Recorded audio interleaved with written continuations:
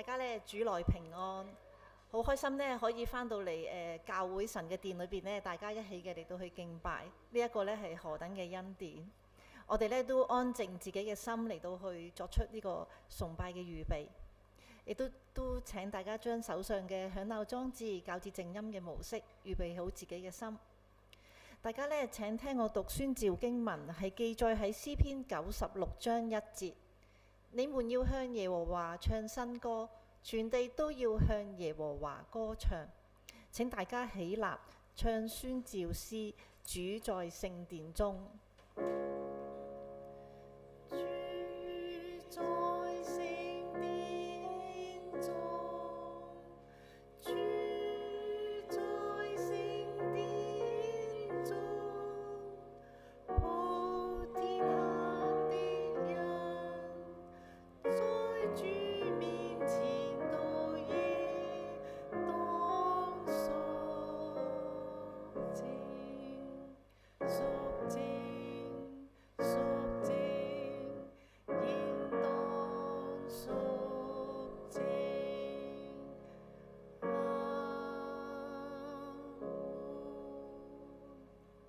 大家仍然站立，我哋一起嘅嚟到去祈禱。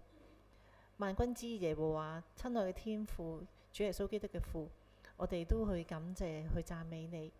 我哋向你述說新歌，用口歌唱。呢個唔單止係嘴唇嘅讚美，而係我哋從心而發嘅感恩。因為神你親自嘅嚟到去陶造我哋，更新我哋嘅生命，我哋亦都喺你嘅面前作出見證。主啊，我哋咧都面對有一個好大嘅世界嘅變化環境，我哋喺我哋嘅職場裏邊常常面對挑戰，唔容易過。我哋喺家庭裏邊亦都有好多嘅重擔，作為學生嘅亦都有好多學習上嘅壓力。但係靠着主嘅恩典，你每一天都要你嘅話語嚟到去照亮我哋，以聖靈嚟到去提醒我哋，我哋能夠靠着你主嘅恩典係夠用。你亦都喺我哋嘅軟弱上去扶庇我哋，你叫我哋去將心交俾你，叫我哋咧能夠以一個安靜輕散嘅心嚟到去面對每一天嘅挑戰。天父，你亦都好愛我哋，你將你嘅獨生愛子主耶穌基督降賜俾我哋，臨到世上，為咗人嘅罪釘身喺十字架上，流出寶血，3日之後復活。亦都去復活咗我哋與你嘅關係。喺呢一刻，你俾聖靈嚟到去時刻嘅嚟到去為我哋去幫助我哋，用說不出嘅嘆息為我哋禱告。我哋唔會忘記沙灘上嗰對嘅足印，因為係每一天每一刻，你都係背住扶住我哋嚟到而行。我哋唔好忘記你嘅恩惠，亦都懂得將心交俾你，轉眼嚟到去仰望你。天父，一陣間呢就會有敬拜隊嘅琴聲、歌聲，有音樂聲。願主你都帶領，靠着佢嘅音樂嚟到去帶領我哋喺你嘅面前，同你有更好嘅契合，降服於你，更加進入你嘅深處，嚟到去歌頌讚美你，亦都去嚟到自己可以有得反省。亦都求天父你膏抹何牧師嘅講道，叫到佢嘅話語都係有着能力嘅進入我哋嘅心靈、靈魂、骨髓，刺透我哋嘅內心，叫到我哋能夠有反思，叫到我哋生命得着改變，亦都叫到我哋行動上係有着信心同埋能力嚟到去更新。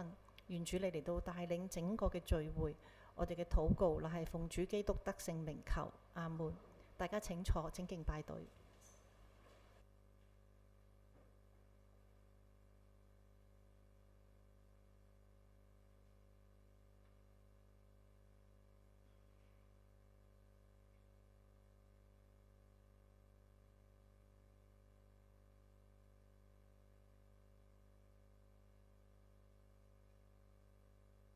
各位弟兄姊妹午安，好歡迎你哋嚟到呢度參加我哋嘅崇拜。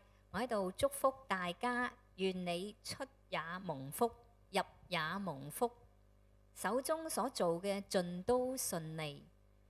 當稱謝進入他的門，當讚美進入他的院。如果方便嘅，我想請大家一同起立，我哋讚美我哋嘅神。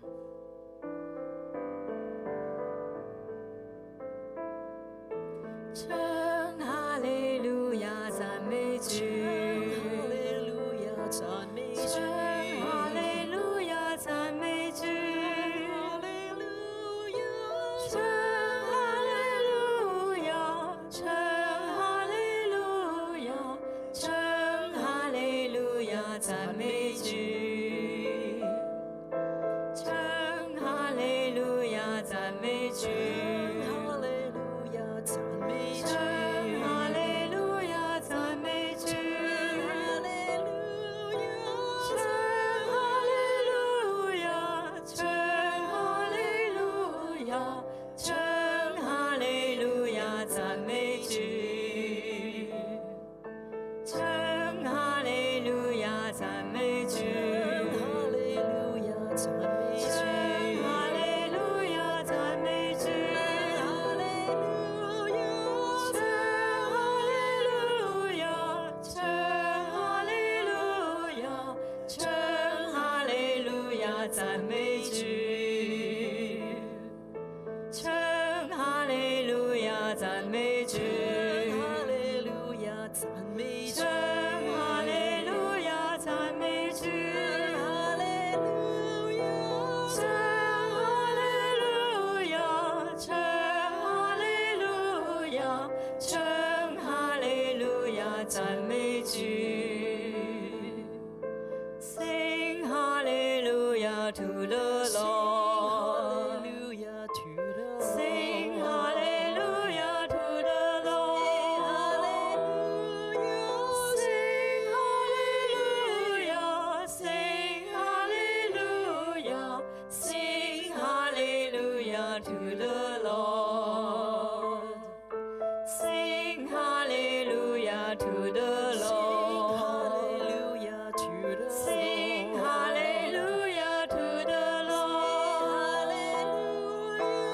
Sing Hallelujah. Sing Hallelujah. Sing Hallelujah to the Lord. Sing Hallelujah to the Lord. Hallelujah to the Sing Lord. Hallelujah to the Lord. Sing Hallelujah. Sing Hallelujah. Sing Hallelujah to the Lord. Sing Hallelujah to the Lord. Hallelujah to the Sing Lord. Hallelujah to the Lord. Sing Hallelujah. Sing Hallelujah. Sing Hallelujah to the Lord.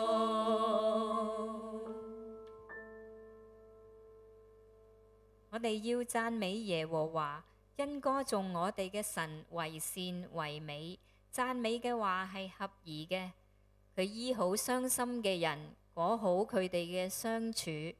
我哋嘅主為大，為最有能力，佢嘅智慧無法測度。你哋要以感謝向耶和華歌唱，用琴向我哋嘅神歌頌。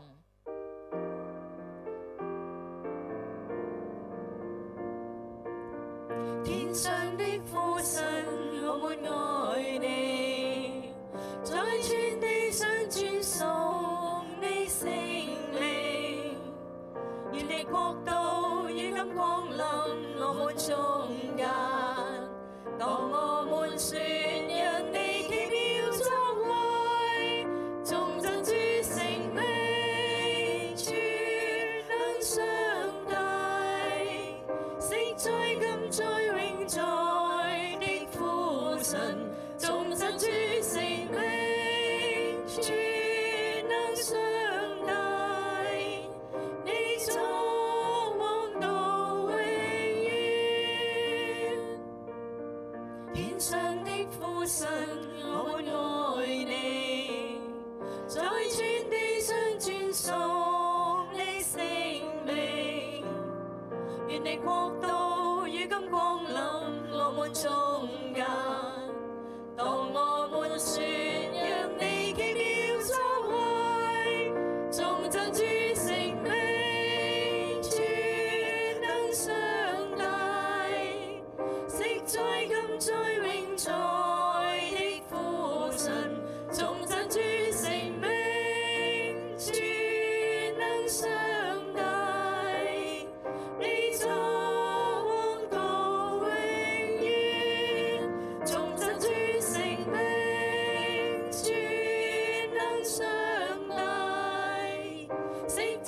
今在永在的父神，頌讚主聖名，全能上帝，你作王到永遠，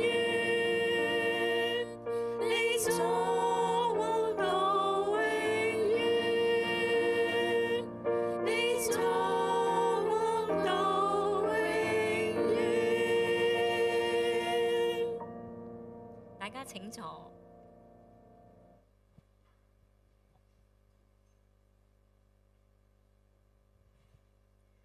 為以色列同伊朗，我哋呼求平安。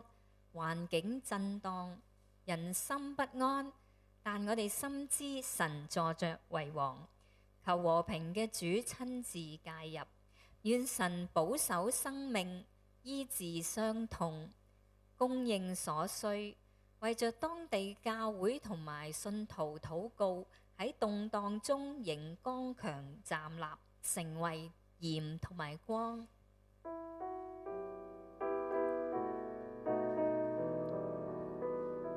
慈悲人愛上帝，你識察一切事，我常犯罪違背你心意，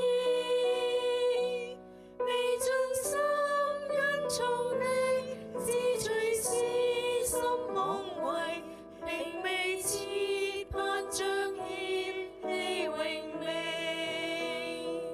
慈悲人愛上帝，我心輕忽震動，對絕人道上漠視真理。自從虛空暗灰，生活空虛暗昧，未在光中遵行你旨意。慈悲人愛上帝，耶穌犧牲性命，為人類完成赦罪恩典。求你開恩赦免，使救恩盼聖言，使我生活靠聖靈行善。慈悲人愛上帝，我今屈膝主前，願聽命能昂首跑天路，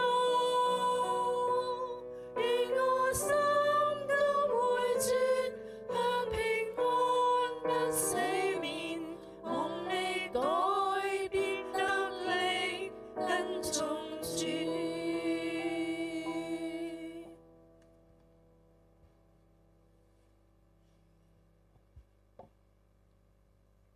你哋看那天上嘅飛鳥，也不種，也不收，也不積蓄在倉裏，你哋嘅天父尚且養活它，你哋不比飛鳥更加貴重寶貝麼？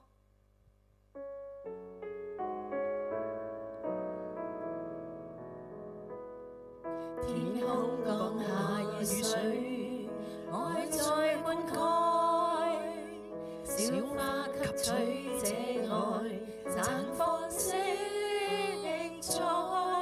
當失腳遇困苦，你應許沒變改，令內深深感應到，神大愛心廣似海，感恩你在每刻賜下厚愛，供給所需一切，令我心喝彩，祝福我在這生，信心不會變改，懷着謙卑心靈讚頌你愛，神是我這生供應者，祝福滿滿傾瀉，緊擁抱我渡過寒夜。神是我這生供應者，因光照我荒野，許多咒詛靠着你可改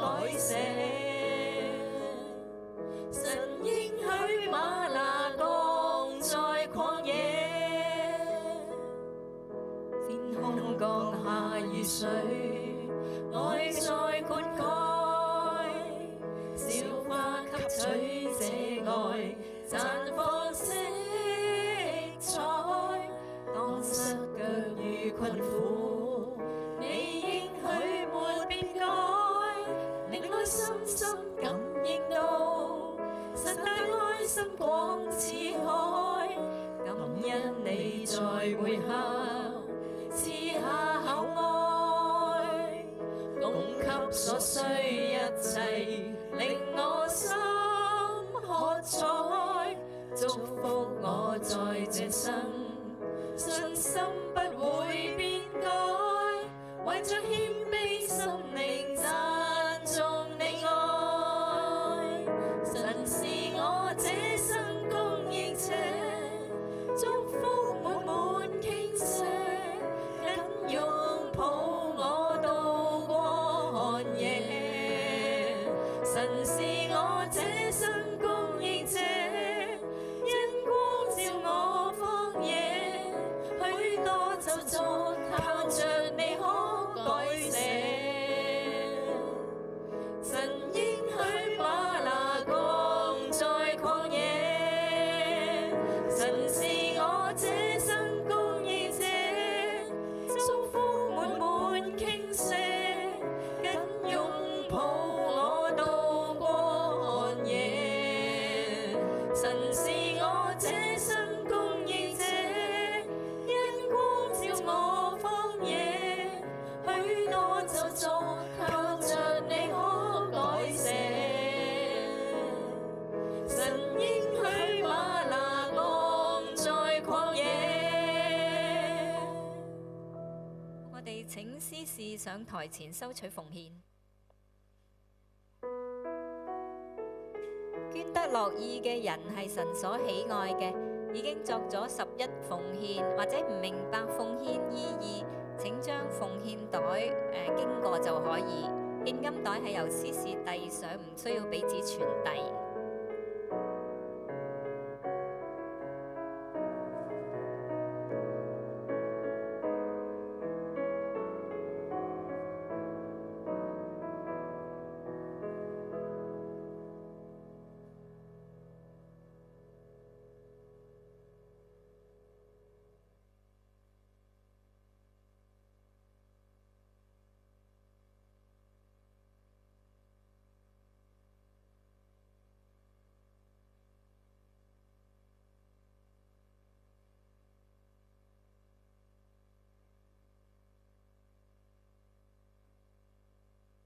我哋一同低頭為獻金禱告。慈悲仁愛嘅天父，感謝你賜俾我哋有奉獻嘅能力。台面上嘅金錢係我哋甘心樂意嘅獻上，求主潔淨，使喺主嘅聖工之上，為着教會被造就，福音得以興旺。禱告奉主耶穌基督得勝嘅名字祈求，阿門。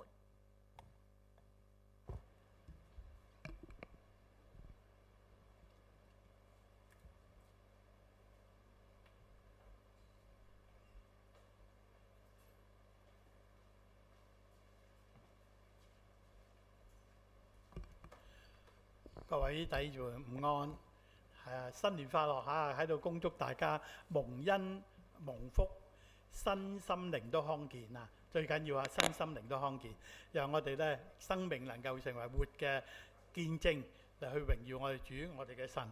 今日咧同大家咧藉著希伯來書12章12章1至2節咧嚟講一個好重要嘅題目，就係我們也是雲彩嘅見證人。通常一睇呢段經文嘅時候呢，我哋會着重擺咗喺度雲彩嘅見證人。我哋忘記咗，原來雲彩嘅見證人呢都提緊我哋喎，唔係單單係舊約嘅雲彩見證人，唔係單單係新約裏邊嘅見證人，仲有現今嘅見證人都好緊要。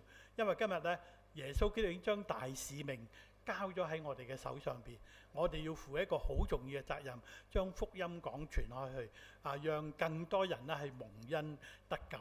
咁我哋咧睇到咧呢個希伯來書嘅作者咧係好熟悉舊約聖經嘅，特別係利未人嗰啲獻祭咧，佢哋好熟悉。所以有啲人咧就猜測呢一卷嘅書作者咧就係保羅咁認為係保羅所寫，因為保羅咧係猶太人當中嘅猶太人，自細咧就喺會堂長大，佢又好熟悉呢個嘅希臘文舊約嘅信息，所以咧有啲人話應該係保羅所寫。但係呢卷書有一個特別嘅地方咧，冇講到係邊個作者喎，因為保羅咧佢寫嘅書信咧係好特別嘅。新約聖經27卷嘅裏邊咧，有13卷嘅書信咧係保羅所寫嘅。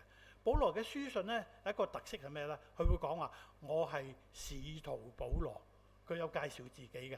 但係呢卷書佢冇提到係使徒保羅，所以有啲人就話呢卷書可能唔係保羅寫嘅，特別係初期嘅教會咧，就係話可能係阿波羅寫嘅。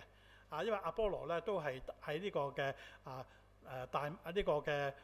埃及長大，佢係亞歷山大呢個嘅咁大學城裏邊長大，佢應該識希臘文嘅。阿波羅咧亦都係好有為嘅年青人，咁佢咧亦都係呢個嘅好熟悉呢個律法，咁所以呢個係年青人寫。咁馬丁路德都話係阿波羅寫，但另一個嘅特土良嘅教父咧，佢話唔係。可能咧就係巴拿巴寫嘅，因為巴拿巴同保羅一齊合作咗好耐。巴拿巴咧亦都有個名叫做勸慰之子所以希伯來書咧係一卷勸慰人嘅書，勸慰我哋咧要成為活嘅見證人，好似雲彩一樣祝福我哋身邊嘅人。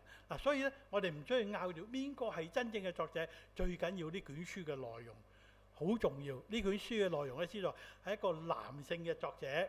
佢係第二代嘅基督徒，好似保羅一樣。保羅唔係耶穌基督親自做佢嘅嗰個老師嚟親自教導佢。保羅喺大馬色嘅路上遇見主嘅榮光，係主感動咗佢，改變佢嘅生命，由掃羅變成保羅。後來被主大大使用，27卷嘅新約聖經有13卷係佢寫嘅。所以我哋睇睇希伯來書呢，一個好重要嘅提醒。我哋先讀呢兩節嘅經文，俾我哋大約認識下呢兩節經文講啲咩內容。我哋一齊讀好嘛？我們既有這許多的見證人，如同雲彩圍着我們，就當放下各樣嘅重擔，脱去容易纏累我們的罪，全心忍耐，奔那擺在我們前頭的路程，仰望為我們信心創始成終的耶穌。他因那擺在前面嘅喜樂，就輕看羞辱，忍受了十字架的苦難，便坐在神寶座嘅右邊。如果我哋睇到呢段經文咧，就提醒我哋，原來咧我哋有一班活嘅見證人，好似雲彩一樣包圍我哋。喺佢哋每一個人嘅身上，我哋都可以睇到神奇妙嘅作為。如果我哋留意睇下希伯來書第11章嘅時候咧，更加特別。第11章咧稱為信心之章喎。點解咧？喺呢一章聖經裏邊咧，佢列咗好多舊約嘅人物喺度。佢話呢啲舊約人物咧，佢哋嘅見證咧係超越時空嘅。以前見證神，今日仍然見證神。大家都知道舊約嘅人物，佢哋未必認識耶穌嘅喎。佢哋知道將來有呢個嘅彌賽亞，將來有救世主嘅出現。佢哋對耶穌基督係未認識嘅，但係因為佢認識呢個造天造地嘅神，神喺佢當中嚟做感動佢哋，讓佢哋學習去見證榮耀神。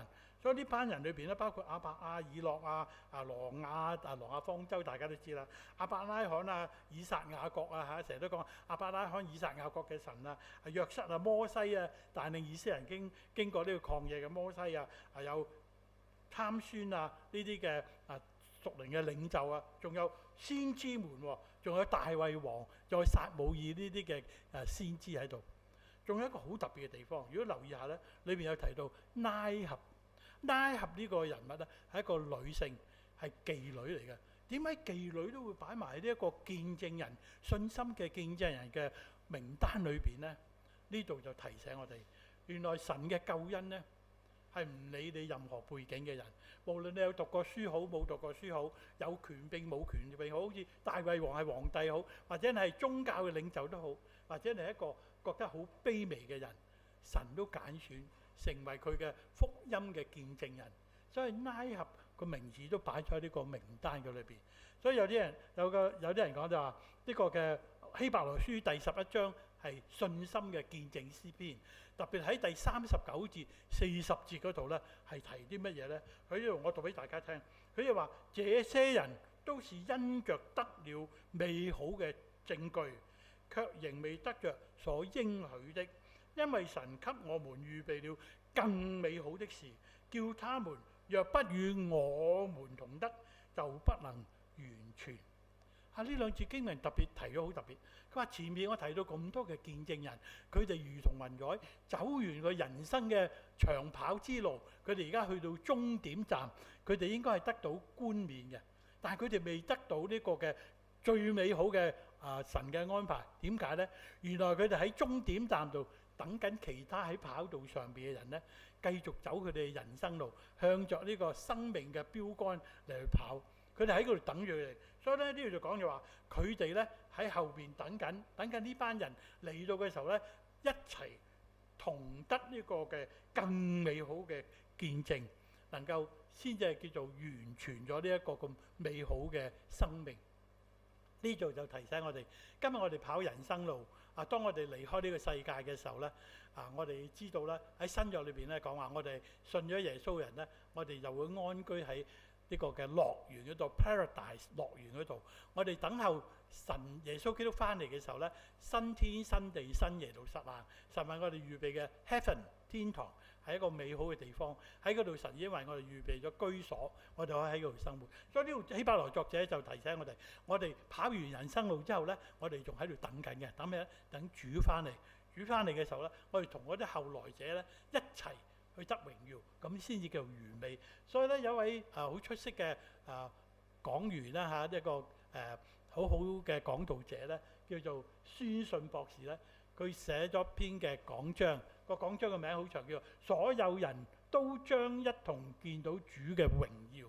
佢提醒我哋，所有相信耶穌嘅人，將來我哋一齊見到主耶穌嘅榮耀。耶穌駕着雲彩從天降下，俾我哋得到新天新地新耶路撒冷。所以咧呢個就係提醒我哋，今日原來我哋都要成為見證人嘅喎，唔單單係舊約嘅人，新約嘅人要成為雲彩，係環繞信嘅人。我哋都要成為雲彩，我哋要點樣去環繞我哋身邊信咗嘅弟兄姊妹，或者甚至乎未信嘅人，我哋點樣喺佢哋當中作美好嘅見證呢？所以今年咧，袁牧師特別咧俾大家一個好重要嘅教會主題，叫做咩啊？同心合意點啊？活出咩啊？善功係嘛？同心合意活出善功，就話俾我哋聽，我哋所作嘅，我哋所行出嚟嘅，都要成為別人嘅祝福。所以12章1至2節嗰度咧，就提醒我哋，如果我哋要成為活嘅見證人嘅時候咧，我哋有啲乜嘢我哋要留意咧？我哋必須要學嘅功課係乜嘢咧？我讀俾大家聽12章1節，佢話：我們既有這許多的見證人，如同雲彩圍着我們，就當放下各樣嘅重擔，脫去容易纏累我哋嘅罪，全心忍耐，奔那擺在我們前頭嘅路程。呢節經文裏邊有好多點提我哋。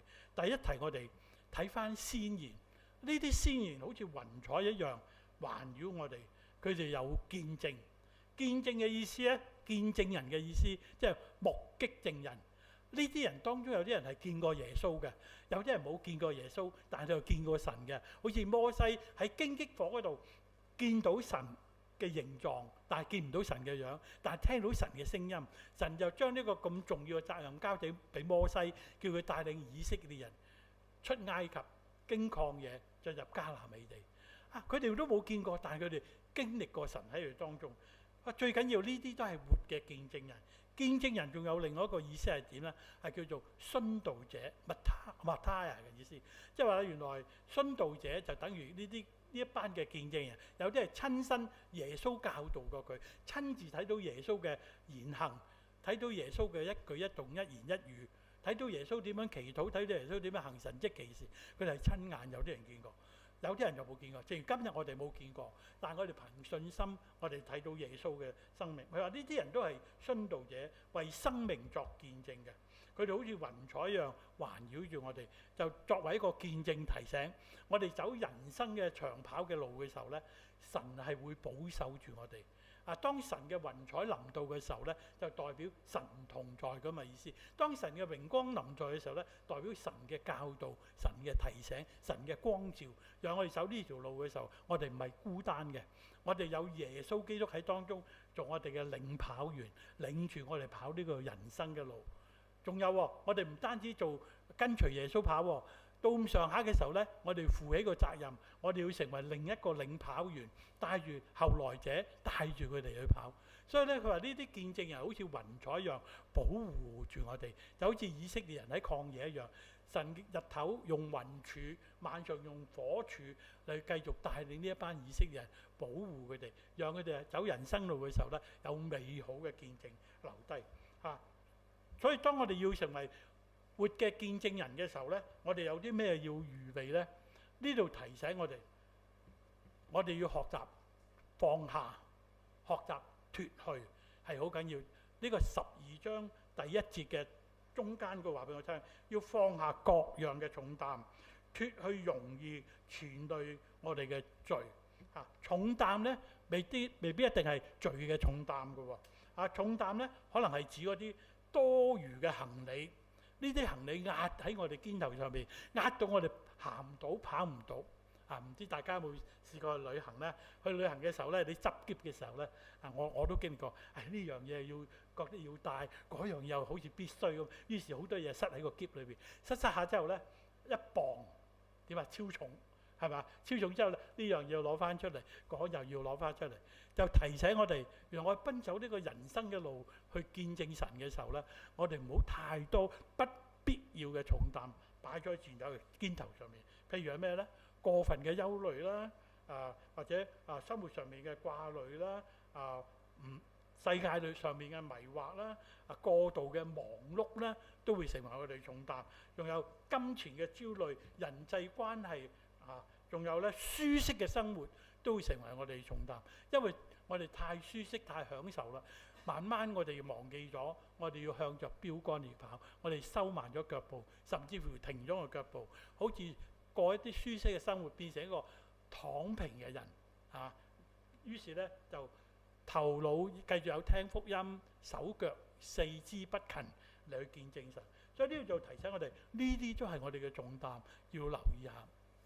真係有嘅。我最近同一對夫婦傾開偈，咁呢對夫婦退咗休，咁退休金都幾可觀下嘅嚇。咁仔女又大咗啦，仔女又揾到錢喎，係專業人士，個個都俾錢佢哋，所以佢哋咧喺現金揸手咧都有一大筆。佢話俾我聽，神俾我現金都有咁多，哇！我真係聽到嗰個數字嘅時候，我話：哇！你真係打跛腳都唔驚，都有排食嘅。但係咧，佢話我呢排好唔開心，瞓唔到覺，睇住佢瘦嘅喎。我話點解你瘦咗？我哋病啊？有冇睇醫生啊？佢話唔係啊，我瞓唔到覺啊。點解瞓唔到覺咧？傾開偈嘅時候，原來佢咧因為錢多嘅緣故啦，佢諗住擺喺銀行冇乜息口啊，於是學人炒股票。佢話：如果啲股票升高降低嘅時候咧，佢就個心就囉囉亂啦。於是瞓唔到之後就冇胃口，冇胃口之後個人日漸消瘦。呢啲就係我哋嘅重擔，太多有陣時金錢適當就好啦，太多都冇用啊。所以我就提佢，我話放手啦。我話你根本仔女繼續有供應俾你，你又用唔晒，兩夫婦得閒嘅去下旅行，請朋友一齊食下飯傾下偈我就話金也空，銀也空，死又何曾在手中？你而家手頭擁嘅有嘅，你帶唔到去棺材裏邊嘅。光着身嚟世界，光着身離開世界，帶走啲乜嘢呢？我哋唯一帶走嘅就係主耶穌基督俾我哋呢個屬靈嘅生命。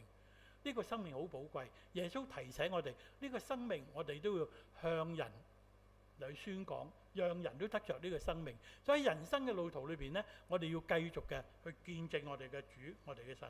佢話俾我哋聽，神提醒我哋要放下各樣重擔，仲要脱去容易纏累我哋嘅罪。纏累我哋嘅意思呢，即係緊緊嘅包圍住我哋，阻礙住我哋，等我哋呢裹足不前，佢有冇嘢係攔阻緊你跑呢條人生嘅路呢？有冇乜嘢係令到你裹足不前嘅呢？呢度呢就係其實引用緊舊約嘅人呢，著啲衫呢都係闊袍大袖嘅，係嘛？通常呢都啲衫好長。當我哋行過啲荊棘嘅地方或者有樹枝嘅地方，好容易刮到嘢，於是呢就阻礙佢哋，唔方便你去行。你舊約嘅人呢，高貴嘅人呢都會着紫色嘅袍添你全身包裹住。佢話呢啲嘅荊棘，呢啲嘅攔阻呢，可能呢都係我哋要留心嘅，可能纏繞住我哋，越纏越深，以致我哋呢唔能夠向前行。佢話譬如好似可能我哋嘅脾氣啦，可能我哋裏邊嘅情慾啦，可能係驕傲啦，可能係某種嘅長期嘅習慣咧。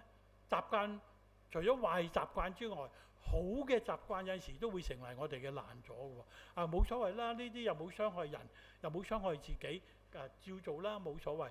正如好似一樣嘢就係而家我哋啲小題啦。以前有咩網吧嘅，好多人一日到黑都喺網吧。網吧而家好似少咗啦，係嘛？可能政府冇再點樣發牌。但係上網呢，睇手機呢，而家越嚟越方便啦有5G 手機添，越嚟越先進。可能你唔止一個手機、2個手機、3個手機喺你身邊，所以有啲嘢慢慢就成為我哋攔咗。所以呢度咧就提醒我哋留意下，有啲乜嘢係纏繞住你，以致到你唔能夠繼續走你嘅人生嘅路，走得更加嘅暢順呢。呢度我哋就要學習每個人都係唔同嘅。跟住咧佢再提，佢話咧除咗我哋要脫去，除咗我哋要放低之外咧，我哋要學習全心忍耐，奔那擺在我哋前頭嘅路程。全心忍耐嘅意思，即係話我哋要學習。有啲嘢咧，可能成為我哋嘅攔阻，成為我哋咧要學習嘅功課嘅時候咧，我哋繼續學習。我哋深信咧，神讓嗰啲嘢擺喺我哋嘅人生旅途裏邊嘅時候咧，神喺度磨練緊我哋，神喺度操練緊我哋，讓我哋更加咧有能力嘅去幫助其他人。所以唔好消極嚟去忍受。我哋知道咧，我哋要積極去面對，積極面對我哋嘅人生。神唔會撇棄我哋成為孤兒，因為耶穌應許我哋，佢係以馬內利，係與我哋同在嘅。最緊要咧，我哋學習去仰望倚靠神。忍耐係辛苦㗎嚇。呢度忍耐兩個字，你留心睇下咧，係逐寸逐寸喺你嘅心裏邊去刮。我成日都講呢個忍耐呢兩個字，真係中國人嘅文字真係非常好好傳神嘅。就提醒我哋學習忍耐嘅時候咧，係讓我哋嘅心逐忽逐忽俾神去清潔我哋，將我哋裏邊唔好嘅嘢咧刮咗佢，裏邊唔好嘅嘢咧就清咗佢，讓我哋能夠手潔心清嘅嚟跟隨主。最緊要咧，攰嘅時候咧，當你喺度停一停、唞一唞嘅時候咧，其實停落嚟嘅時候咧，唔係乜都唔做，停落嚟嘅時候咧，我哋更加學習去倚靠神、禱告神、仰望神，學習去睇聖經嚟幫助自己更有能力向前行，唔係停咗腳步。停一停，諗一諗係好嘅，等我哋可以再重新得力向前嚟邁進，靠着加給我哋力量嘅，凡事都能作，可以一步一步向着標杆直跑，跑到呢個人生嘅盡頭終點站。呢個就提到呢，佢話奔走前邊嘅路程呢，原文嘅意思係代表爭戰咁嘅意思喎，好似喺競技場上面競技一樣。原來人生一路都有好多嘢咧，有陣時令到我哋去掙扎，令到我哋去爭戰，以致我哋勝利。因為魔鬼撒旦咧唔會俾我哋嘅人生一路咁暢順，佢到咁上下又有啲嘢走入嚟阻礙我哋，因為咁上下咧又會令到我哋跌倒，但係喺邊度跌倒？聖經話喺邊度跌倒，喺邊度企翻起身。千祈唔好咧，因此咧走回頭路。因此就停咗喺度，唔再完成你個人生嘅跑道。呢度就提醒我哋，人生嘅賽途上邊咧係有難度，同埋行走嘅時候咧，唔好東張西望睇人哋。有好多時候我哋話：哎呀神啊，點解咁唔公平啊？我嘅人生路好似咁多阻滯，點解佢嘅人生路又好似咁暢順？佢唔信主添喎，佢條人生路好似哇咁暢順，又住間大屋。瞓張咁靚嘅大床，用魚翅朗口，佢生活咁舒適。我走呢條人生路，跟隨耶穌，你點解咁多阻滯？呢就提醒我哋全心忍耐，係望住耶穌，唔係睇側邊嘅人。如果我哋睇人睇事睇物嘅時候咧，我哋會有知道，你點知佢活得好開心啊？佢住間大屋，你點知佢唔驚啊？喺間咁大嘅屋，空溜溜一個人喺度嘅時候，佢因為為咗揾間大屋，為咗啲生活，可能係犧牲咗同家人嘅關係都未定。我哋唔知每一個人嘅人生路咧，我哋深信係神為我哋預備。所以第二節嘅經文裏邊咧，特別提醒我哋，除咗忍耐之外咧，就要仰望為我們信心創始成終嘅耶穌基督。因為咧，甚至乎真道嘅創始人咧，都係耶穌基督。耶穌係完成咗呢個救贖嘅真理俾我哋睇到，救贖嘅救恩係耶穌為我哋完成。所以我好中意用約翰福音第1章第1節同埋14節嘅呢兩節嘅經文。第1節講話太初有道，道與神同在，道就是神。話俾佢聽，世界未造之先，神已經存在，神就係呢個道。呢個道咧，道成肉身，成為人嘅樣式嚟到我哋當中。所以耶穌夠膽誇口話：我來了係叫人得生命，並且得的更豐盛。原來靠着主，我哋嘅人生係豐盛嘅人生。我哋可以喺人生嘅路上走嘅時候咧，有主扶持我哋，有主幫助我哋，有主引導我哋，甚至乎我哋病嘅時候有主醫治我哋。我哋面對人生嘅種種，耶穌經歷過，因為耶穌係經歷過我哋人嘅一生。耶穌降生喺咩啊？喺馬槽嘅地方，冇人願意喺嗰度生 BB 嘅，污糟邋遢，咁大陣味。耶穌就喺馬槽降生。耶穌降生咗之後呢，唔係一個舒適嘅環境長大喎。耶穌第一樣嘢要做呢，就係同爸爸媽媽一同去逃難去到埃及。因為希律王知道耶穌出世，佢好忌耶穌成為王，霸咗個位，於是呢派人去追殺耶穌。所以耶穌一出咗世冇幾耐，就要逃難到埃及。直至呢件事平咗之後呢，爸爸媽媽先將耶穌帶翻去自己嘅鄉下拿撒勒。拿撒勒呢個地方咧，唔係一個出名嘅城市。啲人聽到嚇，你邊度鄉下嘅？你鄉下係拿撒勒啊？拿撒勒嗰度冇乜嘢出名嘅喎，係一個寂寂無名嘅鄉村嘅地方。耶穌就喺嗰度長大，仲係一個木匠嘅家庭嚟去長大。但係耶穌佢嘅智慧與身量係隨着年紀係增長，所以當爸爸媽媽帶佢去聖殿嘅時候，連祭司都誇獎耶穌，話佢智慧與身量一同生長，話耶穌好有智慧，能夠駁斥到大祭司所講嘅説話。所以耶穌一路成長咧，就係經歷過我哋人嘅人生嘅過程嘅裏邊。到耶穌出嚟嘅時候，耶穌俾我哋榜樣，接受施浸約翰嘅浸禮，聖靈同埋天裂開，有聲音，神嘅聲音印證耶穌。耶穌接受咗浸禮之後咧，耶穌仲繼續要接受聖靈帶佢去曠野40晝夜嘅試探。撒旦俾佢睇到，你肚餓，我將石頭變食物。最基本人嘅需要就係食物，我俾你，你信我就得㗎啦，你跪拜我就得。跟住咧，耶穌拒絕咗佢，佢話人活着不是單靠食物，用聖經嘅話語擊退魔鬼嘅時候，魔鬼就帶佢去到聖殿嘅上邊啊！你跳落去咧，神咪應許佢要保護你嘅咩？你跳落嘅時候咧，天使會托住你嘅。耶穌話唔可以試探神。聖經好清楚，唔可以試探。又帶耶穌去到高山上面睇到世界嘅榮美，佢啲跪拜我就將所有世界上嘅榮耀俾晒你。哇！如果可能係我哋嘅時候，可能都會好遠，世界嘅榮耀都俾晒我哋。哇！幾好啊，有排享受啦。耶穌話點啊？我哋單單敬拜神，唔可以敬拜呢啲嗎哪嘅嘢。耶穌好清楚講，耶穌都經歷過試探。耶穌甚至乎咧為我哋釘身十字架上面，佢都有人嘅軟弱嘅一面。耶穌喺客西馬尼園祈禱嘅時候，佢話：父啊，假若可以嘅話，呢個苦杯請你為我挪開啦。不過係按你嘅心意，你要我上十字架，我就上十字架。耶穌上十字架承擔咗我哋世人嘅罪，跟住進入死亡嘅當中，經歷過死亡，戰勝咗死亡。你睇到耶穌嘅一生嘅時候咧，其實俾我哋睇到人生嘅路咧，都可能或許同我哋今日遇到嘅嘢都有好多相似地方。當然耶穌所遇到嘅係比我哋遠遠嘅係沉重，係更加嘅艱難，因為佢要為整個人類嚟去釘身喺十字架上面。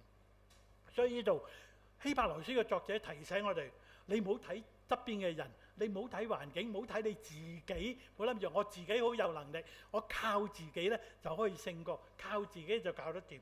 佢話轉眼仰望耶穌，仰望為我哋信心創始成終嘅耶穌。佢就係 Alpha， 佢就係 Omega。耶穌就係成全咗呢個救贖恩典嘅呢位嘅偉大嘅領袖、領航者，呢個領跑者。佢喺我哋前邊領住我哋跑，所以仰望呢個意思咧，即係轉過你嘅眼睛，唔好望喺其他嘅事物上邊，係專注喺耶穌基督嘅身上。啊，如果你諗下個選手喺度跑嘅時候，佢唔望着呢個終點嘅方向嚟跑嘅時候，佢淨係顧住打側跑咧，佢跑跑下就會跑咗去嗰邊嘅啦。啊，望住呢邊就可能跑咗去嗰邊，就唔係跑喺前，即係等於你揸車嘅人顧住同側邊人傾偈，個頭擰咗喺呢邊，唔係睇住前面嘅時候，就會點啊？發生意外咯。所以我話人生嘅旅途裏邊咧，最緊要一樣嘢，轉眼仰望耶穌。無論你遇到咩困難都好，望住耶穌，睇住耶穌，向着標竿直跑，向着呢個終點站跑嘅時候咧，你就會成功。所以咧，轉移視線係好緊要，唔好睇自己，唔好諗住自己實掂。有陣時我哋人咧，好覺得自己好掂。我人生履歷又豐富啦，我做咗人都咁耐啦嚇，我食鹽多過你食米嚇，我人生比你豐富，我學識都唔差，比你更加好，我仲有好多學嘅嘢，我而家仲繼續學嘅，我學你都未學，我已經學咗啦。好多時我哋人就會自誇，其實呢度咧都俾我哋一個好危險嘅，即係等於有人用咗個比喻，佢話咧就好似一隻昆蟲一樣。當佢好自由飛翔嘅時候咧，覺得自己好掂，我中意飛去邊度就飛去邊度。一個不慎咧就跌咗落個蜘蛛網嗰度，佢諗住我啲爪咁有力，爪爛個蜘蛛網咪可以走咯。於一隻爪落去黐住，兩隻爪落去黐住，三隻爪，結果咧全部嘅爪都黐住。佢諗住爪唔得，我就拍自己翼咧，可以拍下我飛高就得㗎啦。已經拍自己翼嘅時候咧，又黐埋落去。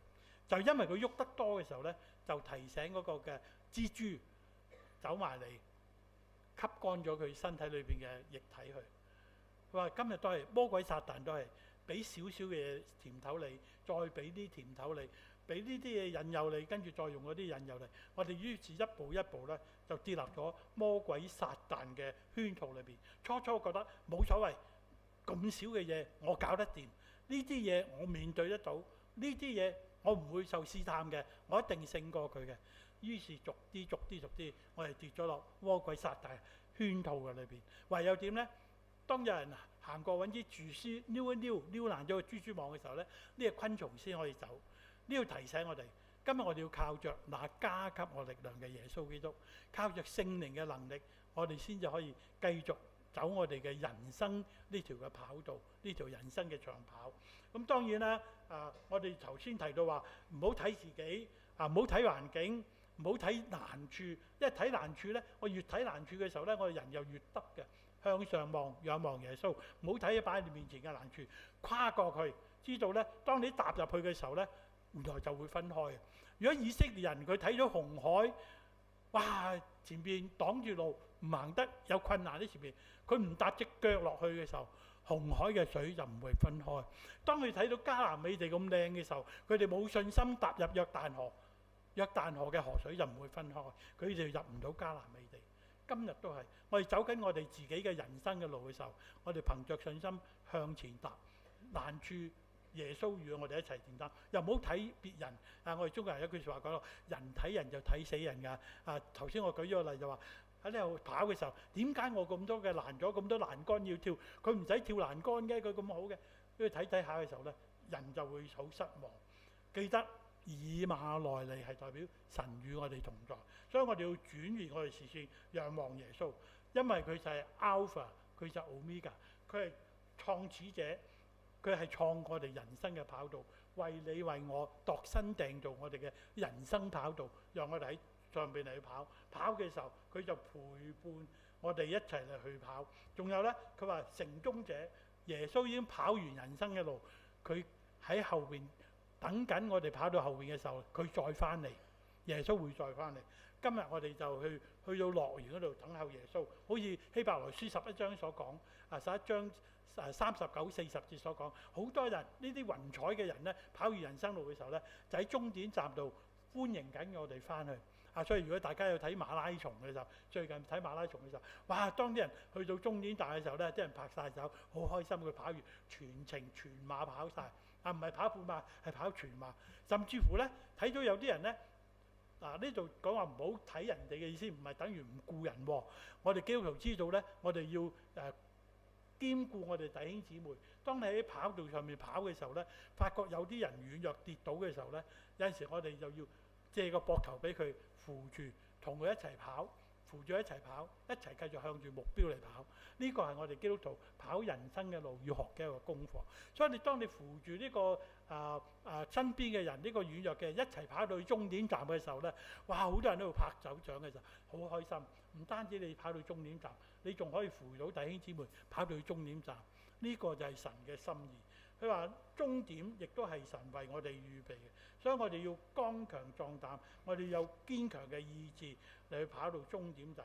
我哋記得一路上神會保守我哋，神會加我哋有能力，神會引導我哋。所以耶穌都俾我哋嘅榜樣好清楚，佢有正確嘅目標，係因為乜嘢咧？佢睇到前邊嘅喜樂。耶穌咧願意受一切嘅苦難甚至乎咧忍受十字架上邊嘅苦難。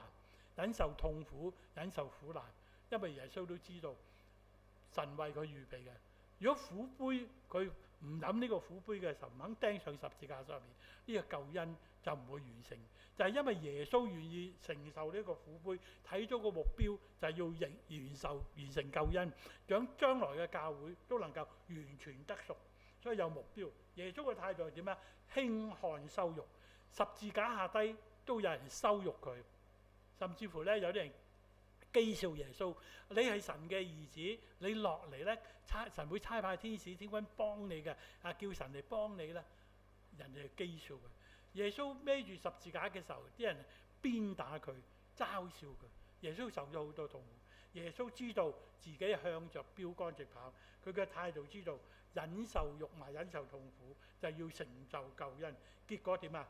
聖經話俾我聽，第2節話俾我聽，耶穌基督承受咗救恩之後，跑完佢嘅人生路之後，耶穌坐喺父神嘅右邊，為你為我繼續嘅嚟去禱告。耶穌甚至乎咧，佢應許我哋話：我去原是為你們預備地方去，我若去為你們預備了地方，就必再來接你們到我那裏去。我在那裏，叫你們也在那裏。我留下平安給你們，我所賜的不像世人所賜的。你們心裏不要憂愁，也不要膽怯。唔使憂愁，唔使膽怯。你走人生路嘅時候，呢條路我已經跑過啦。我會同你一齊跑，我會領住你一齊跑。各位弟兄姊妹，我哋需要驚乜嘢呢？咁多雲彩嘅人圍住我哋，我哋睇到咧，唔單止喺舊約裏邊咧係有見證人喎，原來喺新約裏邊咧，耶穌都揀咗啲見證人嘅喎。跟隨耶穌嗰度咧，好多人嘅，又有婦女，又有小孩，有年長嘅，年幼好多。特別咧，聖經又提到有50個門徒，耶穌係差派佢兩個出去傳福音。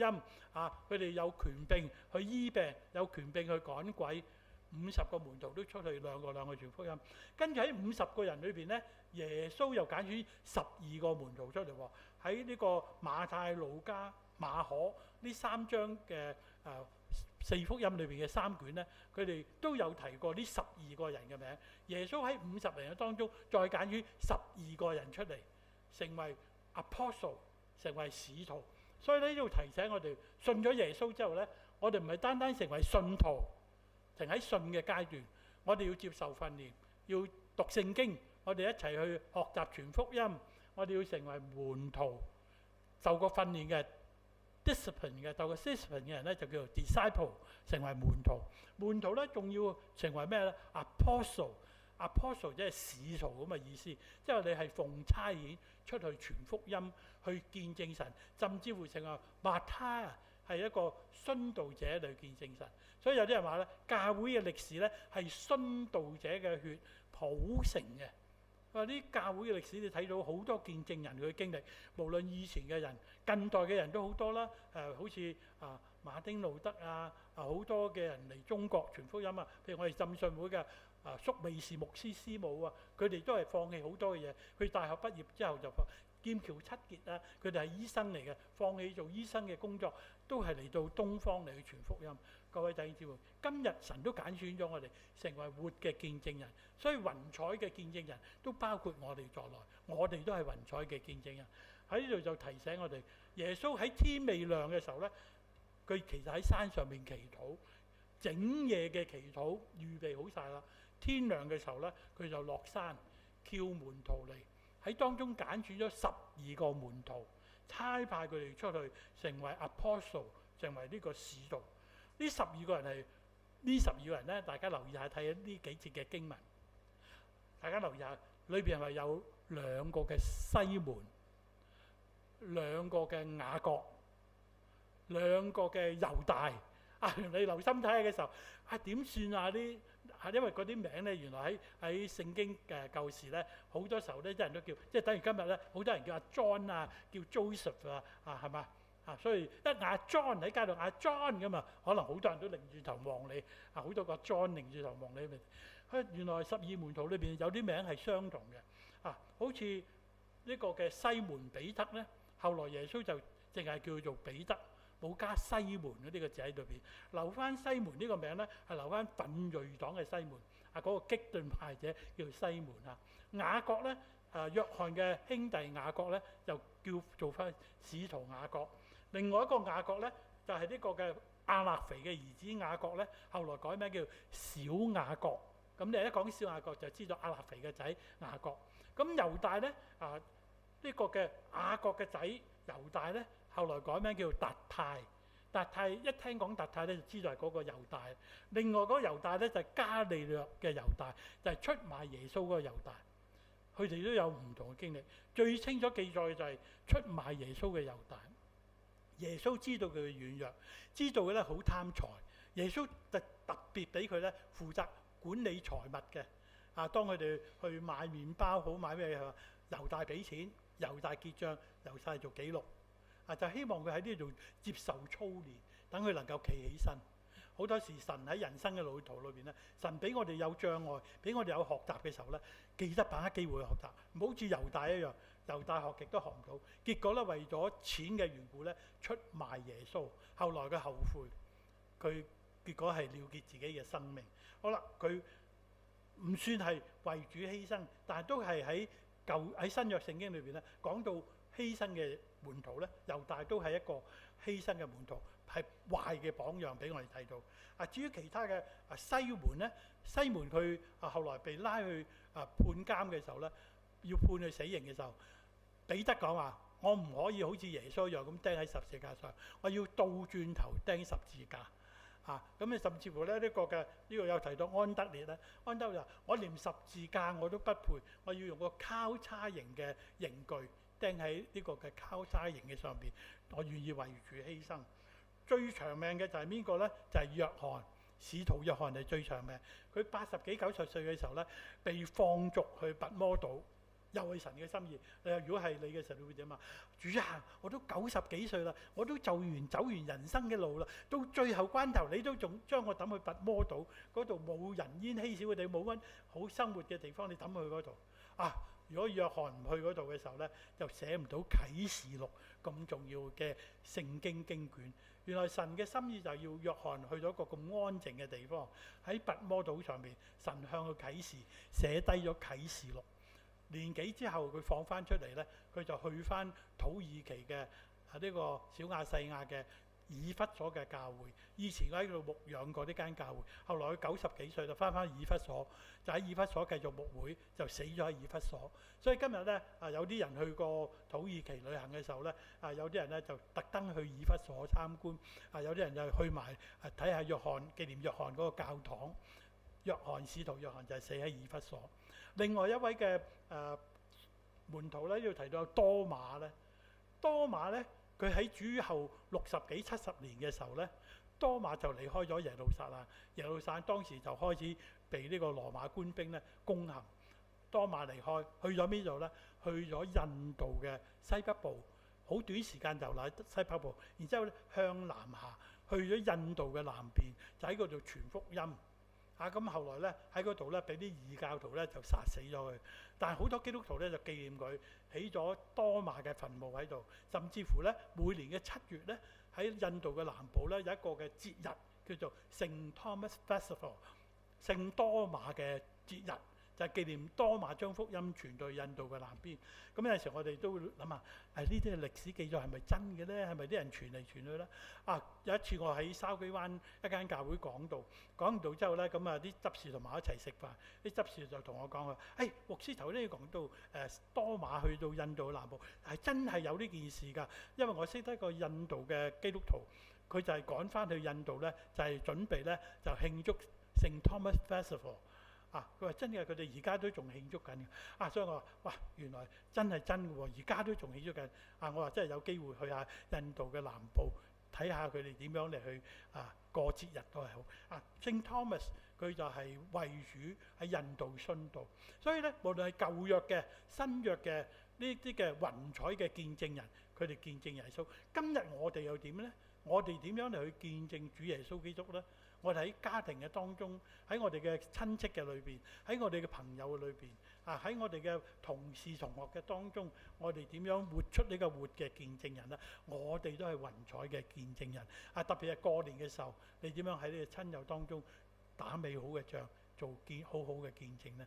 所以保羅佢好清楚就提醒我哋，保羅佢話：那美好嘅仗我已經打過了，當跑嘅路我已經跑過了。所信嘅道，我已經守住你。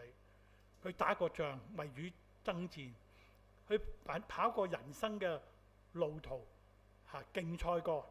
佢亦都係守住咗聖經嘅真道，做埋啦。佢話：從此以後，有公義嘅冠冕為我流傳，就是按着公義審判嘅主，到那日，即係主翻嚟那日，賜給我嘅冠冕。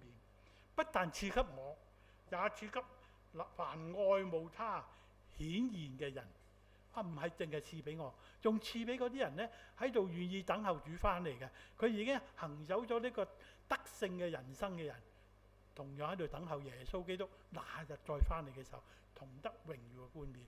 耶穌話俾我聽，佢翻嚟嘅時候唔單止俾我哋有冠冕，耶穌會帶我哋又忠心又良善嘅僕人。耶穌更加會話俾我哋聽一個好重要嘅信息：天國我已經為你預備咗天家。今日呢，我就與你同在，我會賜俾你一個榮耀嘅身體。所以你睇翻腓立比書第3章21節嘅時候呢，你睇到佢提醒我哋係天國嘅子民，神按照佢自己叫萬有歸服自己嘅權能呢，將我哋呢個取死嘅身體呢，當耶穌翻嚟嘅時候呢，改變形狀，變成榮耀嘅身體，係與基督相似。當主翻嚟嘅時候，我哋係有榮耀嘅身體同主喺埋一齊。各位弟兄姊妹，一個好得無比嘅應許係點呢？最緊要就係我哋唔好成日回頭諗下當年點樣。舊陣時如果唔係咁樣，今日就唔係啦。以前咁樣，原來咁樣，一係諗翻以前嘅嘢。唔好坐喺度，繼續向前行，唞下可以，唞完之後就繼續向前行，唔好東張西望。記得有啲嘢需要放棄嘅就放棄。需要放低嘅重擔就要放低，纏繞緊你嘅罪更加要離開，忍耐奔走前面嘅路，仰望創始成終嘅耶穌基督。耶穌都親口同我哋講，對嗰班跟隨嘅人講，耶穌對眾人說：若有人要跟從我，就當捨己，天天背起他的十字架來跟從我。係耶穌提醒緊我哋。我哋每一個人呢，走人生嘅路，我哋都要背起耶穌嘅十字架，係天天嘅背起耶穌嘅十字架，去見證我哋主，榮耀我哋神。求神幫助我哋有軟弱唔緊要，嚟到神嘅面前，坦然無懼嘅承認，靠着那加給我哋力量，凡事都能作。願神祝福我哋都成為雲彩嘅見證人，祝福我哋身邊嘅人，祝福我哋嘅下一代。我哋同心低頭祈禱。天父，我哋感謝你，因為你俾我哋藉着希伯來書，讓我哋睇到原來雲彩嘅見證人都包埋喺裏邊，我哋都喺裏邊。佢哋係只不過喺呢個嘅人生嘅跑道最盡頭嘅地方，等緊我哋去跑完呢條人生嘅路，讓我哋喺呢個嘅十架標杆嘅總站嘅地方，一同等候主耶穌基督嘅翻嚟。我哋一同嘅得着主嘅應許，得着主賜俾我哋更美嘅祝福。願主你俾我哋有信心嚟去跟隨你嘅腳蹤，按照聖靈嘅提醒、聖經嘅光照，讓我哋活出耶穌嘅樣式。我哋同心獻上感恩禱告，奉主名求，阿門。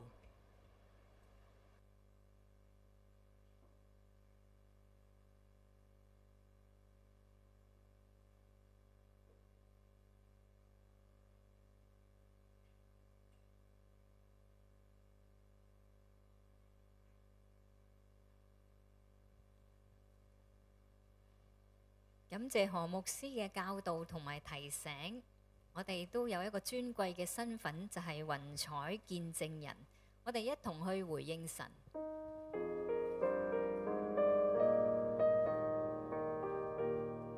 耶穌升上高天，掌管世界。耶穌賜下救恩，枷鎖破解，萬族敬拜，侍立寶座前，同仰望跪拜得勝主。耶穌看顧困苦，恩典滿載。耶穌擁抱喪失，永遠同在。萬族讚嘆你不息的愛，全盼望海波中奏響，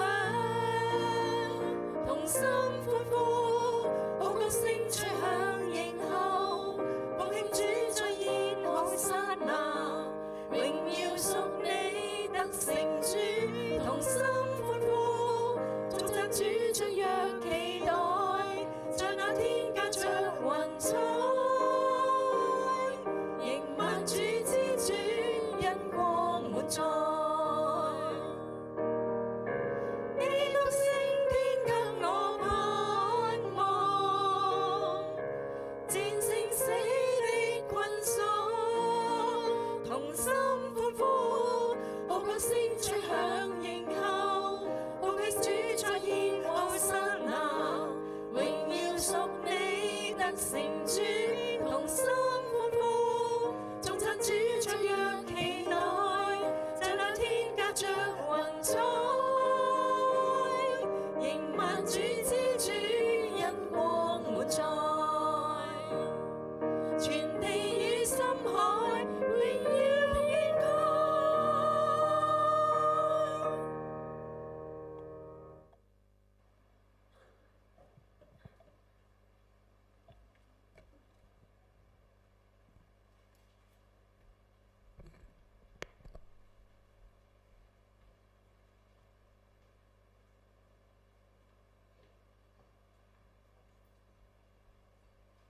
今日咧，我哋有一位新來賓石太，佢可以舉手，我哋歡迎佢，係喺度。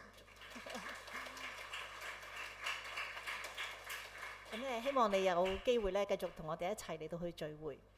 咁我哋咧亦都好多謝何牧師為我哋證道啦，教我哋咧要學習耶穌，向着目標嚟到去奔跑，嚟到作一個雲彩嘅見證人。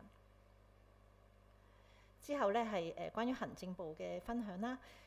教會服務中心呢，就會喺3月25號星期三舉行花展期午餐樂半天嘅活動啦。參加者呢，就係當日朝頭早11點鐘喺置富花園巴士總站集合出發，中午12點呢，就會喺香港柏麗酒店嗰度享用半自助午餐，之後呢，就會去維多利亞公園參觀花卉展覽啦。車費同埋花展嘅入場費都需要自付嘅。咁65歲以上嘅長者嘅收費啦，同埋其他人士嘅收費咧，有啲嘅分別啦。大家咧可以向蘇執事或者朱盧燕珠姊妹報名。咁長者係優先嘅，名額有限，先報先得。另外好高興呢，就係有呢個嬰兒感恩禮，就會喺3月29號星期日上午10點喺教會嘅第2堂崇拜時段內舉行，讓基督徒嘅父母能夠將佢嘅兒女帶到神嘅面前，許諾願意遵照聖經中嘅教訓嚟到育養兒女，而且盼望教會嘅弟兄姊妹呢作禱告守望。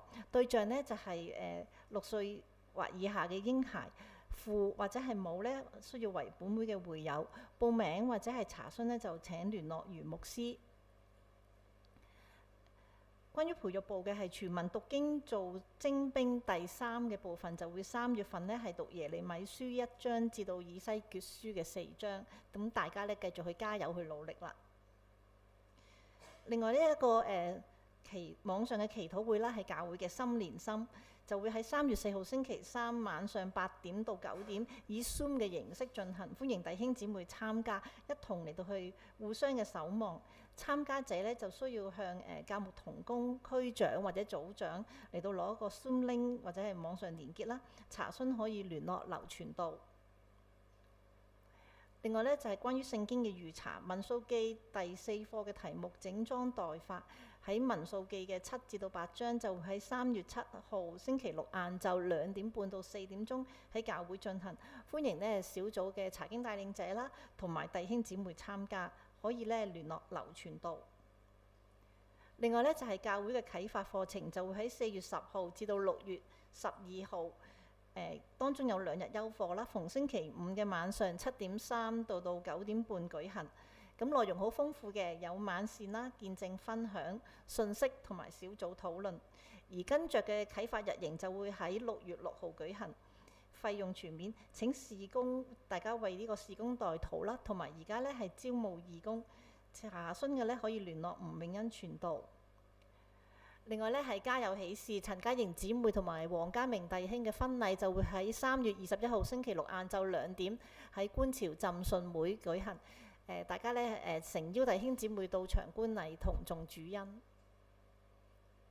另外咧係肢體消息。蔡州蘇賢姊妹嘅安息禮拜就係喺3月2號星期1晏晝3點喺香港佑寧堂1樓舉行嘅。而第2個肢體消息呢，就係李鄭愛梅姊妹嘅安息禮拜就會喺3月4號上午11點鐘喺薄扶林基督教墳場小禮堂度舉行。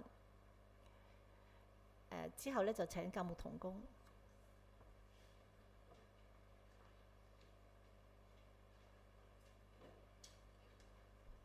好，唔該主席。我想問下大家呢，啟發課程係我哋每年一年一度嘅大型嘅福音嘅工作。今年我唔知你睇唔睇到有啲唔同呢？我哋可唔可以去翻之前嗰張 poster 俾大家望下，有啲咩唔同呢？個形式呢，其實都係有 video 啦，有晚膳啦，即係有飯食啦，有見證分享啦，信息即係嗰個 video 啦。小組討論呢，有啲咩唔同啊？今年呢，我哋有普通話。其實我哋舊年呢都開始咗，因為呢真係有一啲講普通話嘅朋友呢，佢哋嚟到當中同我哋呢一同去認識信仰。所以今年就話我哋不如呢決定啲決心多啲啦，特別去邀請多啲呢就係普通話嘅朋友嚟到。所以呢，今年嘅小組討論呢有廣東話、普通話。咁同樣我哋頭先喺下面嗰個程序表度，而家呢就係為事工代禱啦，同埋招募義工。咁如果你普通話可以流利溝通，唔流利都得嘅。你可以願意溝通嘅話呢，你都係可以即係邀請嚟同我哋一同去真係共作善工。我哋將嗰個福音呢去傳開去，無論佢講什麼語言，無論佢從咩地方嚟到，都要認識耶穌基督。咁呢個係特別啦。咁好啦，我哋睇一睇呢，我哋上個星期我哋忙碌嘅活動啦。咁星期日呢，就係我哋嗰個新春嘅滋飲茶檔啦。咁姊妹區出品呢，就實屬佳品啦，所以非常之哈利路亞，就好多好嘢食。咁之後呢，我哋其實上個星期呢個主題呢，就係食。咁星期二呢，我哋就有一個常樂佈道團嘅生日會，所以招呼咗好多老友記在當中食咗好多嘅嘢。咁星期三呢，2月25號呢，就係一個接待，我哋就接待咗宏福苑大埔宏福苑嘅居民，佢哋有一批嘅居民呢，佢哋嚟到南區喺田灣一笪地方咧，佢哋暫時嘅居住，佢哋講緊政府一個短暫嘅計劃啦，2年嘅，咁佢哋嚟到南區成為我哋南區之友，咁我哋就邀請佢哋嚟到教會咧，就同有一個盤菜宴。咁唔止我哋教會嘅，因為咧其實咧我哋教會就係做一個 host 一個主持啦，咁我哋出人啦，出食品啦，咁我哋自家製嘅盤菜，咁但係咧亦都有其他教會嘅同工喺度當中咧，去讓佢哋認識信仰，同樣認識教會。所以咧當日咧，我哋唔單止認識咗即係大埔宏福苑嘅朋友，同樣我哋認識咗好多個教會。我有好多個教會就話：哇！我哋嚟使呢個教會依區咧120年啦，我係喺我間教會咧就係瓦片做嘅咁。什麼咁其實真係好感謝神咧，使用教會，讓我哋能夠有呢個資源，我哋可以去做得到。同樣咧，我哋有一班即係姊妹區好有愛心嘅接待咧，讓我哋能夠讓宏福苑嘅朋友佢嚟到，佢唔單止係食物，同樣讓佢哋同佢以前嘅鄰居可以再聚埋一齊，大家去互相關心，彼此問候。呢個咧就係神咧俾我哋好多嘅恩典同埋美事。讓我哋咧將一切頌讚榮耀歸俾神，讓我哋一同低頭禱告。慈悲仁愛嘅天父上帝，主，我哋感謝讚美你，主，我哋感謝你豐盛嘅慈愛、豐盛嘅恩典。主，我哋同樣我哋感謝你嘅救贖，以致我哋今日能夠成為神嘅兒女。我哋亦都感謝神，你時刻去幫助我哋。求主你繼續去賜下真理，賜下慈愛、信實，以致我哋被主堅立。讓我哋更加多嘅渴慕你，我哋更加多嘅緊緊去跟隨你。在各事上，我哋蒙主帶領，蒙主使用，為主作美好嘅見證，榮耀主名。我哋更加盼望主你止息戰火，求主你保護無辜嘅百姓，醫治受傷嘅，讓佢哋在醫治佢哋得到康復。我懇求主你止住領袖嘅驕傲，讓佢哋真係有從神而嚟嘅智慧憐憫，讓佢哋心裏邊係有愛。佢哋顧念人民，顧念性命。我哋祈求佢哋看到事情唔係要用武力，要用軍隊去解決。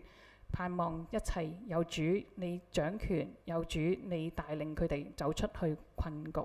求主你親自去臨在，亦都懇求主你讓我哋唔灰心唔冷漠，讓我哋更加堅定，更加多嘅喺你裏邊搖動你嘅手。求主你帶領。我哋為着患病嘅肢體、心靈軟弱、生活有重擔嘅肢體，我哋獻上禱告。主啊，求你繼續去扶持恩待。主啊，願你施恩，讓你嘅話語成各人嘅幫助鼓勵，讓佢哋嘅生命焦點對準神，以致佢哋在難處上面，佢哋能夠去懂得去歌頌讚美你，靠着你嘅大能，靠着你嘅恩典，跨勝一切，走出困局，成就神你喺佢哋嘅身上完備美好嘅旨意。亦都讓佢哋各人嘅經歷，不單造就別人，亦都能夠造就自己，成為真係眾人嘅祝福。主啊，我哋多謝你，多謝你垂聽禱告，我哋禱告仰望乃是奉耶穌基督得勝之名而求，阿門。各位請起立，我哋同唱讚美一神。讚美一神，萬福之源，天下生靈都當中現，天上萬軍也讚主名，同心讚美父子聖靈，阿門。聖歌依然站立，牧師祝福。讓我哋一齊禱告並領受從上主而嚟嘅祝福。滿有恩慈嘅主，你在曠野裏邊開道路，你喺沙漠裏邊開江河，在你裏邊冇難成嘅事。主啊，求你去教導我哋用信心嘅路，亦都能夠有信服嘅心去倚靠你，亦都讓呢個嘅倚靠心去帶領住我哋度過每一天。但願主耶穌基督嘅恩惠同救贖、上帝嘅慈愛同聖潔、聖靈嘅感動、引導、幫助，常與我哋眾弟兄姊妹同在，特別與患病嘅弟兄姊妹同在，與心靈有重擔嘅弟兄姊妹同在，更加喺戰爭裏邊水深火熱嘅百姓同在，從今時直到永遠。阿門。阿門。